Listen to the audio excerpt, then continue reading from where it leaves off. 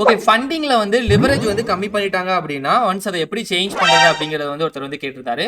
So funding பொறுத்தவரைக்கும் leverage வந்து நீங்க சூஸ் பண்றது கிடையாது. ஓகேங்களா? ஸோ இது வந்து அவங்களா உங்களுக்கு குடுக்குறது தான். ஃபர்ஸ்ட் டிஃபால்ட்டா 1:100 தான் நார்மலா எல்லா ஃபண்டிங்லயும் குடுக்காங்க. அக்கவுண்ட் டைப்புக்கு தகுந்த மாரி சில ஃபண்டிங்ல வந்து உங்களோட லிவரேஜ் வந்து மாறும். அது அவங்க என்ன குடுத்திருக்காங்களோ அந்த லிவரேஜ் தான் நீங்க வந்து யூஸ் பண்ணி ட்ரேட் பண்ற மாரி இருக்கும். இல்ல நீங்க வந்து கொஞ்சம் வொர்ஸ்ட்டா ட்ரேட் பண்ணியிருக்கீங்க.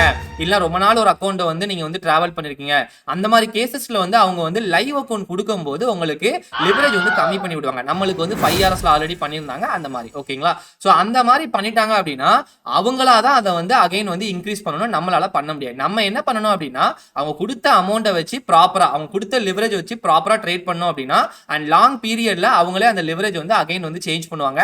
நார்மலா நமக்கு வந்து ஃபண்டிங்ல கேபிட்டல் குரோத் எப்போ ஆகுதோ அந்த டைம்ல தான் அந்த லிவரேஜ் வந்து இன்கிரீஸ் பண்ணுவாங்க.